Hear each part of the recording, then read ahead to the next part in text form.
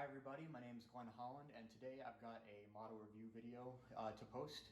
I'm going to try to do this all in one take, so if I ramble on, I do apologize, but regardless, thank you for watching, and I hope you enjoy the video.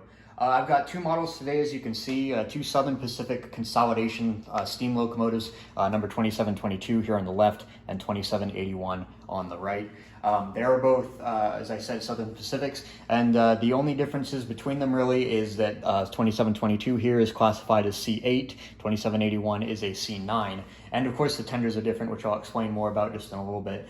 But essentially, these locomotives are identical to each other, again, except for the tenders and accepting some just piping differences and visual differences, really. I did build them literally side by side, actually last year, and I just recently, actually today, I brought them over the finish line to completion. Like, they're totally done. The electronics are in and working properly. The decals are on. Everything's laid out the way I want it to be. So these models are completely done, and now I can post photos and video about them comfortably.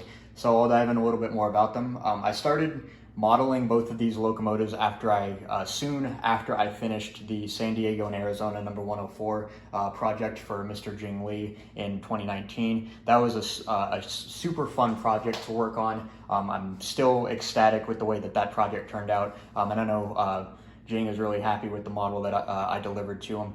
So that's where I really got familiar with these Southern Pacific style 280s, or the Harriman standard 280s. I really enjoyed the look of them from that point on, and I decided, I kind of had in the back of my head while I was doing the 104 project that I kind of wanted to have one of those for myself, something similar, of the same design as really, but visually different, just so I could tell them apart and have something more unique. And so this is what I've done. I've got 2781 here, which is will be my own, and will not be keeping 2722, and I'll explain more about that in a bit.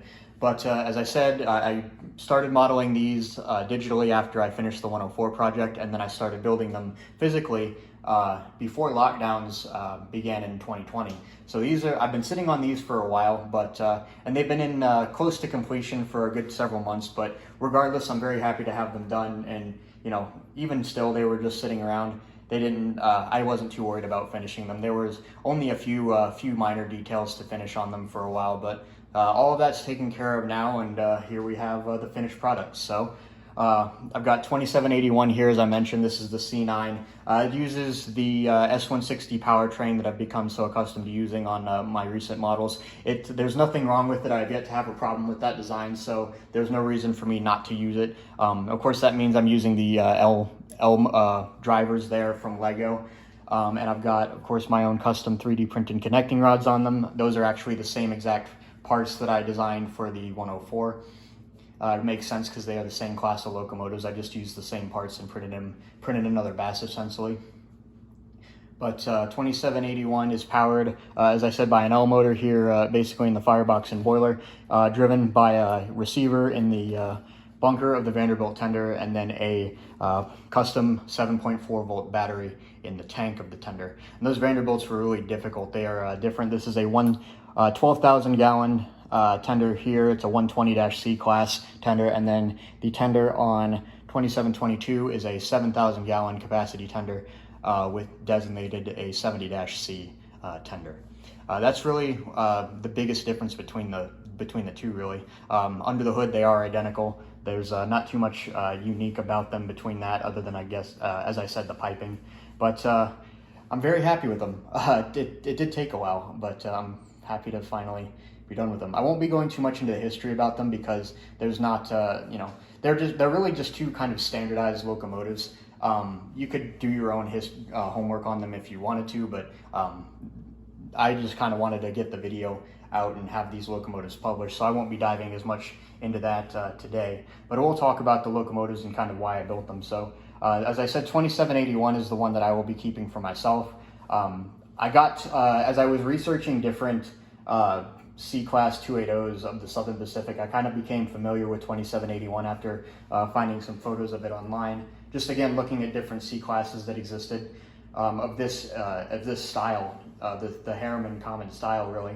And 2781 really stuck out to me because of the huge tender on it. I mean, you can really see how big this tender is if I tilt the track to the side. It's almost longer than the locomotive itself just because of the size, but it really stuck out to me. It's a really neat look. The huge tender on just these 2-axle trucks riding behind just a really common looking 280. I thought it was a really neat look, so I decided to choose that one just because it was interesting and unique. So I'm happy with the way that turned out. Looking at it a little bit more in detail, again, we've got the yellow drivers here in the middle on the frame. It's really the same overall as the 104. Really, you can get an idea in the profile view for that, or how true that is. I mean, the cab's the same. The backhead detailing I did a little bit differently, but there's not a whole lot else to talk about there. I mean, the cylinders, the rods are the same. The whole engine really is just the same again, except for a few minor details. The tender is where they really start to shine in their own unique light, though. You can see it's this 2-axle truck. It's almost a passenger style truck, which I found really interesting as I was doing the research on it. And then this tender was actually more commonly seen, I guess, behind some of the P-class Pacifics on the Southern Pacific, which again is why I thought it was really interesting. You wouldn't, I haven't seen another 280, at least in the photos that I've seen, of this signed up type of C-class locomotive with this kind of tender behind it. So it stuck out to me, and that's why I modeled it. Again, I've got the receiver right here in the bunker. I've got a custom 7.4 volt battery. I believe it's 1400 milliamps vertically in the tender. It was really difficult to find batteries that worked well for these and to be able to build these Vanderbilt style tenders such that they were able to accept both the battery and these receivers. And I ended up getting Cale's help to wire these locomotives together properly. I have a custom connector going from the motor to the receiver and then from the receiver to the battery, just to save space and not use those super bulky power functions connectors, because they really do start to eat up a lot of room, especially when you have such a small amount of space like in this bunker or in this in the tank in a Vanderbilt tender. But worked very well. I'm actually very pleased with how easy it is to charge the battery and connect the locomotives and tender together. Not that I'd separate them any more than I need, but it is actually a lot more convenient than I had initially thought it would be. So I'm very happy the way that turned out. And yeah, that's 2781. So this is the model that I'll keep. Of course, I've fit it with the knuckle couplers on the front and the back. And I used a magnetic drawbar in the center. I'm going to push this off to the side and pull 2722 in the front just a little bit. 2722 is not one that I'm going to be keeping. I'm actually going to be trading Cale, my good friend Cale Liepart, for an engine that he's been designing recently. I'm not going to disclose that. He's almost done with it, and I believe he'll have it on display here in a few weeks at Brick Fair, Virginia, if not sooner at Nebraska Brick Days. So I'll leave that up to him to disclose and publish photos of that, but it's almost done. And he had it here when he was visiting just yesterday and today, and I've looked at it. It's a really solid model, and I'm really excited to have one of those. But this is the model that I'll be trading him for that.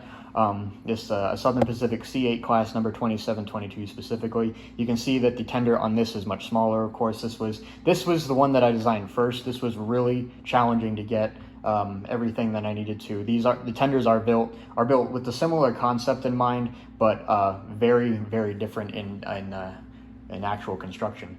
So again, it uses an IR receiver here in the bunker and then a 7.4 volt battery in the tender, but essentially the one in this locomotive is half the size of the one in 2781 just due to the space I had to work with. But still, it works very well. There's nothing, there's certainly nothing wrong with it. It's just the runtime is a little bit lower than like a regular Lego rechargeable battery. But even still, that's kind of a worthy sacrifice just for having a decent Vanderbilt tender, in my opinion anyways. But you can see there's the locomotive is extremely similar. Of course, the piping, especially kind of in this area here, is different. You got the air compressor here, of course. The rest of it's essentially the same. One interesting thing that I noticed about between these two locomotives is the way that the running board is completely straight on this model.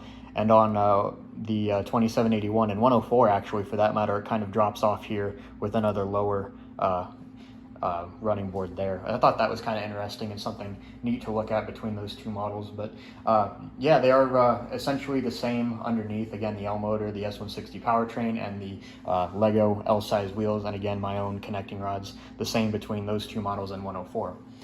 Decals are done by Cale Liepart. He did a fantastic job on all those, and they were printed for me by OK Brickworks. Very thankful for for their help on these decals. And the ends of the tender tank are actually printed by Brick Print Studios. They are, of course, a little bit difficult to print on these 6x6 radar dishes, but they turned out pretty well, especially when you look at it at a good angle. You can see you got the number pretty legibly there, and then the capacity information there. Same with 2781. That was probably the one of the more difficult things to do, was just to get that sort of printing right on these models. So very thankful to both Andy at OK Brickworks and Richard at Brick Print Studios for helping me out with that, and of course Cale for doing the design work on the decals. And so that's what we've got today. 2781 and 2722, two Southern Pacific C-Class 280s. I'll put them on my floor now. I've got some track laid out, and I'll get some video of it running to end the video. So thank you all very much for watching. I hope you have enjoyed and enjoyed the clips of these running. I do have a couple other models to make videos of and post photos of in the lineup, so please be on the lookout for that. But regardless, I will leave it with some clips of these locomotives running. Thanks for watching.